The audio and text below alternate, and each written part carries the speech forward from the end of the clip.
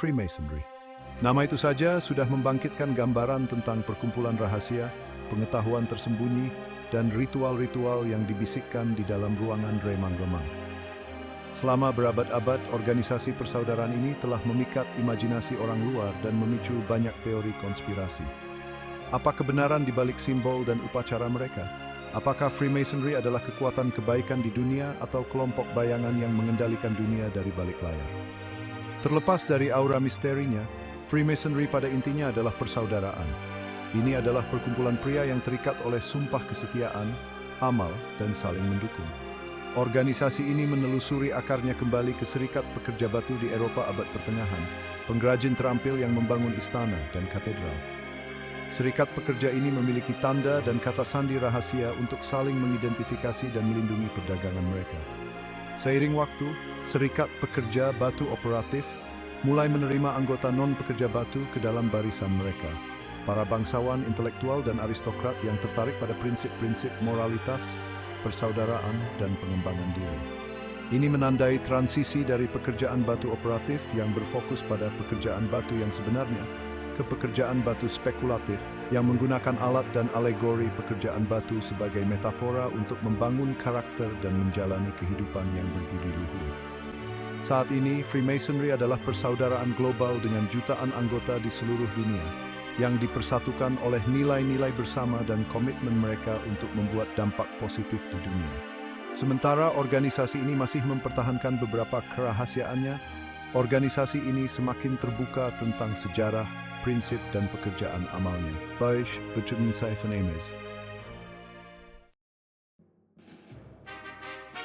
Freemasonry disusun seperti piramida dengan loji-loji lokal di bagian dasar dan loji-loji agung di bagian atas, masing-masing dengan yurisdiksinya sendiri. Sebuah loji adalah unit dasar Freemasonry, sekelompok pria yang bertemu secara teratur di ruang loji mereka, yang seringkali melekat pada kuil masonik yang lebih besar. Loji-loji inilah tempat sebenarnya pekerjaan Freemasonry berlangsung, melantik anggota baru, melakukan ritual, dan terlibat dalam kegiatan amal di dalam komunitas mereka. Setiap loji dipimpin oleh seorang master yang dipilih oleh para anggotanya, yang memandu kegiatan loji dan memastikan bahwa tradisi masonik ditegakkan.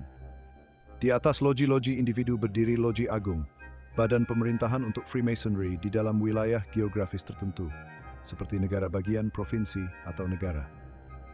Loji agung menetapkan standar untuk keanggotaan, mengawasi ritual dan upacara, dan bertindak sebagai otoritas pusat untuk menyelesaikan perselisihan antara loji atau anggota. Di pucuk pimpinan loji agung adalah Grand Master Freemason dengan peringkat tertinggi di dalam yurisdiksi itu. Grand Master dipilih oleh perwakilan dari semua loji di bawah yurisdiksinya dan menjabat sebagai kepala eksekutif, juru bicara, dan pemimpin spiritual loji agung. Bertentangan dengan kepercayaan populer, bergabung dengan Freemasonry bukanlah tentang mendapatkan akses ke kekuasaan, kekayaan, atau pengaruh. Ini tentang pengembangan diri, pertumbuhan pribadi, dan pelayanan kepada orang lain. Proses menjadi seorang Freemason dikenal sebagai inisiasi dan melibatkan serangkaian derajat, masing-masing dengan pelajaran moral dan ritual alegorisnya sendiri. Untuk menjadi seorang Freemason, seorang pria haruslah berkarakter baik, percaya pada Tuhan Yang Maha Esa terlepas dari agama tertentu, dan direkomendasikan oleh anggota yang ada. Tidak ada upaya perekrutan. Seorang pria harus mencari persaudaraan dan menyatakan keinginannya yang tulus untuk bergabung. Upacara inisiasi sangat simbolis dan kaya akan tradisi, menggunakan alat dan citra pekerjaan batu untuk menyampaikan ajaran moral dan etika. Penting untuk dicatat bahwa Freemasonry bukanlah agama atau pengganti agama. Organisasi ini tidak memiliki dogma sendiri atau menganut agama tertentu. Sebaliknya, organisasi ini mendorong anggotanya untuk menjadi anggota yang aktif dan berkontribusi dalam komunitas agama mereka sendiri. Penekanannya adalah pada menjalani kehidupan yang dibimbing oleh prinsip-prinsip masonik seperti cinta persaudaraan, pertolongan, dan kebenaran. Asal-usul Freemasonry diselimuti misteri dan diperdebatkan oleh para sejarawan. Persaudaraan itu sendiri mengklaim garis keturunan yang merentang kembali ke para pembangun kuil Raja Salomo, tetapi klaim ini sebagian besar simbolis, dimaksudkan untuk menekankan kekunoan organisasi dan hubungannya dengan tradisi pekerjaan batu. Narasi sejarah yang paling banyak diterima menghubungkan kemunculan Freemasonry dengan Serikat Pekerja Batu abad pertengahan. Serikat pekerja ini yang sangat terorganisir dan berpengaruh memiliki tanda dan kata sandi rahasia untuk melindungi perdagangan mereka dan mengatur keanggotaan.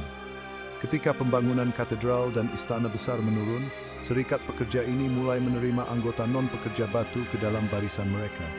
Orang-orang yang tertarik pada prinsip-prinsip moralitas, persaudaraan, dan pengembangan diri. Ini menandai pergeseran dari pekerjaan batu operatif yang berfokus pada keahlian fisik ke pekerjaan batu spekulatif yang menggunakan alat dan alegori pekerjaan batu sebagai pelajaran moral dan etika. Tanggal pasti transisi ini tidak jelas, tetapi kemungkinan terjadi secara bertahap selama abad ke-16 dan ke-17. Salah satu tonggak sejarah paling signifikan dalam sejarah Masonik adalah pembentukan Loji Agung Inggris pada tahun 1711. Peristiwa ini sering dianggap sebagai kelahiran Freemasonry modern karena menandai organisasi formal loji-loji di bawah otoritas pusat. Loji Agung Inggris menetapkan sistem standar ritual, derajat, dan pemerintahan, meletakkan dasar bagi penyebaran Freemasonry ke seluruh dunia. Bagian 5 Freemasonry menyeberangi Atlantik. Freemasonry dengan cepat menyebar dari akarnya di Kepulauan Inggris ke benua Eropa dan melintasi Atlantik ke koloni-koloni Amerika. Di dunia baru, Freemasonry menemukan lahan subur di antara para kolonis yang berusaha membangun identitas dan institusi mereka sendiri. Pada pertengahan abad ke-18, loji-loji berkembang pesat di kota-kota besar seperti Boston, Philadelphia, dan Charleston. Freemasonry memainkan peran penting dalam Revolusi Amerika. Banyak tokoh terkemuka di kedua sisi konflik adalah Freemason, termasuk George Washington, Benjamin Franklin, Paul Revere, dan John Hancock. Meskipun Freemasonry sendiri tidak mendukung salah satu pihak, prinsip-prinsip kebebasan, kesetaraan, dan pemerintahan sendiri selaras dengan cita-cita Revolusi Amerika. Persaudaraan Masonik menyediakan ruang bagi orang-orang dari berbagai latar belakang dan kepercayaan untuk berkumpul, menumbuhkan semangat persatuan dan tujuan bersama selama masa pergolakan hebat. Setelah revolusi, Freemasonry terus berkembang di Amerika Serikat yang baru terbentuk, menarik para pemimpin terkemuka dan membentuk perkembangan awal negara tersebut. Bagian 6, 2 Loji Agung, 1 tradisi bersama. Saat ini terdapat 2 cabang utama Freemasonry, United Grand Lodge of England atau UGA dan Grand Orient de France atau GOTF. Meskipun mereka berbagi akar yang sama dan banyak kesamaan, mereka juga memiliki beberapa perbedaan utama yang menyebabkan sedikit pemisahan di antara keduanya. UGILE, yang didirikan pada tahun 1112 dari penggabungan 2 loji agung yang lebih tua, dianggap sebagai loji induk Freemasonry dan menganut ancient landmarks, termasuk keyakinan pada Tuhan Yang Maha Esa dan larangan membahas agama atau politik di dalam loji. Ini adalah kepatuhan Masonik terbesar di dunia, dengan loji-loji di berbagai negara dan wilayah. GOTF yang didirikan pada tahun 1773 selama periode perubahan sosial dan politik yang signifikan di Prancis, mengadopsi interpretasi Freemasonry yang lebih liberal, menghapus persyaratan untuk keyakinan pada Tuhan Yang Maha Esa, dan memungkinkan diskusi terbuka tentang masalah politik dan agama. Perbedaan prinsip ini menyebabkan perpecahan dengan UGA pada akhir abad ke-19. Dan kedua loji agung tersebut tetap menjadi entitas yang berbeda hingga saat ini. Terlepas dari perbedaan mereka, baik UGA maupun GOTF terus mempromosikan nilai-nilai inti Freemasonry, cinta persaudaraan, pertolongan, dan kebenaran. Mereka dibaik Twitter pribadi, permen pribadi yang membawa perdamintif dunia, turun terhadap pekerjumal, amfilibatan sin. Bagian 7. Simbol, ritual, dan pencarian makna. Freemasonry kaya akan simbolisme dan alegori, menggunakan alat dan bahasa pekerjaan batu untuk menyampaikan pelajaran moral dan etika. Ritual dan upacara, yang sering disalahpahami oleh orang luar, tidak dimaksudkan untuk dirahasiakan, melainkan untuk menciptakan pengalaman bersama yang mengikat para saudara. Salah satu simbol Masonik yang paling dikenal adalah kotak dan kompas, yang masing-masing melambangkan moralitas dan akal. Celemek Masonik, yang dikenakan oleh semua Freemason selama pertemuan, melambangkan kemurnian hati dan kesediaan untuk melayani orang lain. Simbol-simbol lain seperti palu, garis tegak lurus, dan cetok masing-masing membawa makna khusus yang terkait dengan ajaran dan prinsip Masonik. Upacara inisiasi yang sering digambarkan sebagai derajat menggunakan simbol dan alegori ini untuk memandu para kandidat dalam perjalanan penemuan jati diri dan peningkatan moral. Upacara-upacara tersebut sangat simbolis dan kaya akan tradisi, mengambil inspirasi dari kisah-kisah Alkitab, mitos kuno, dan sejarah Masonik untuk menyampaikan pesan-pesan mereka. Meskipun detail spesifik dari upacara-upacara ini dirahasiakan, tujuan keseluruhannya adalah untuk menekankan kepada para kandidat pentingnya menjalani kehidupan yang berbudi luhur, menjunjung tinggi prinsip-prinsip Masonik, dan berkontribusi pada perbaikan umat manusia. Perjalanan melalui derajat-derajat tersebut dimaksudkan untuk menjadi transformatif, mendorong refleksi diri, pertumbuhan moral, dan pemahaman yang lebih dalam tentang diri sendiri dan tempat seseorang di dunia. Bagian 8, Freemason terkenal dari raja hingga komposer. Sepanjang sejarahnya, Freemasonry telah menarik orang-orang dari semua lapisan masyarakat, termasuk seniman, ilmuwan, politisi, dan pemimpin agama. Penekanan persaudaraan pada pertumbuhan pribadi, keingintahuan intelektual, dan pelayanan kepada orang lain telah beresonansi dengan individu yang berusaha membuat dampak positif di dunia.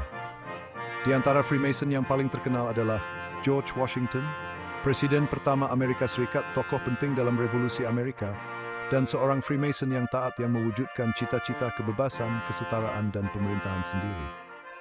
Benjamin Franklin, bapak pendiri Amerika Serikat, seorang ilmuwan, penemu, dan diplomat terkenal yang memainkan peran kunci dalam penyusunan Deklarasi Kemerdekaan dan pembentukan layanan pos Amerika Serikat. Wolfgang Amadeus Mozart, seorang komposer era klasik yang produktif dan berpengaruh, yang dikenal dengan opera, konser, dan simfoninya, yang keanggotaan masoniknya tercermin dalam beberapa komposisinya.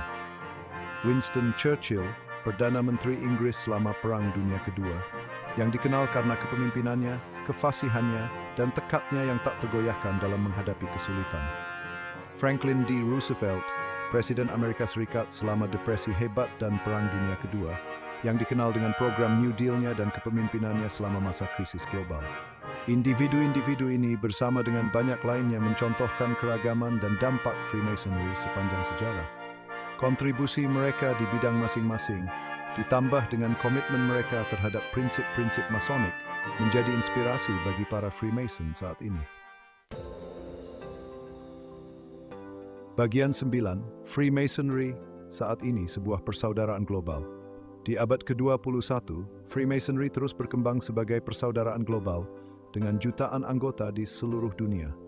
Sementara keanggotaan telah menurun di beberapa daerah, keanggotaan tetap stabil atau bahkan meningkat di daerah lain, yang mencerminkan daya tarik abadi dari prinsip-prinsip persaudaraan dan ikatan persaudaraan. Freemasonry saat ini menghadapi banyak tantangan, termasuk perubahan sosial, perubahan demografi, dan kebutuhan untuk beradaptasi dengan dunia yang berkembang pesat. Banyak loji agung secara aktif berupaya untuk memodernisasi praktik mereka, menarik anggota yang lebih muda, dan meningkatkan transparansi untuk menghilangkan kesalahpahaman dan mempromosikan pemahaman yang lebih baik tentang nilai-nilai Freemasonry. Salah satu fokus utama Freemasonry di era modern adalah pekerjaan amal. Loji-loji di seluruh dunia terlibat dalam berbagai kegiatan filantropi, mendukung rumah sakit, sekolah, panti yatim piatu, dan upaya bantuan bencana. Freemason berkomitmen untuk membuat perbedaan positif di komunitas mereka dan mewujudkan prinsip-prinsip Masonik tentang cinta persaudaraan, pertolongan, dan kebenaran. Bagian 10, Warisan Loji, Amal, Persaudaraan, dan Pencerahan. Freemasonry telah meninggalkan jejak yang tak terhapuskan dalam sejarah, membentuk masyarakat, menginspirasi para pemimpin, dan menumbuhkan semangat persaudaraan di antara orang-orang dari berbagai latar belakang. Dari awal yang sederhana di Serikat Pekerja Batu Abad Pertengahan hingga statusnya sebagai persaudaraan global, Freemasonry secara konsisten memperjuangkan nilai-nilai pertumbuhan pribadi, perilaku etis, dan pelayanan kepada orang lain. Warisan loji terbukti dalam kontribusinya pada arsitektur, seni, musik, dan sastra. Hal ini dapat dilihat dalam upaya amal yang tak terhitung jumlahnya yang dilakukan oleh Freemason selama berabad-abad. Memberikan pertolongan kepada yang sakit, pendidikan kepada yang kurang mampu, dan dukungan kepada mereka yang membutuhkan. Dan itu tercermin dalam kehidupan orang-orang yang telah diubah oleh perjalanan masonik mereka. Merangkul prinsip-prinsip cinta persaudaraan, pertolongan, dan kebenaran. Sementara masa depan Freemasonry mungkin memiliki tantangan dan transformasinya sendiri, nilai-nilai intinya tetap relevan dan penting seperti sebelumnya. Di dunia yang seringkali terpecah belah oleh perbedaan, Freemasonry menawarkan visi persatuan, persaudaraan, dan komitmen bersama untuk menjadikan dunia tempat yang lebih baik. Satu tindakan kebaikan, satu langkah menuju pencerahan. So Ring Fei.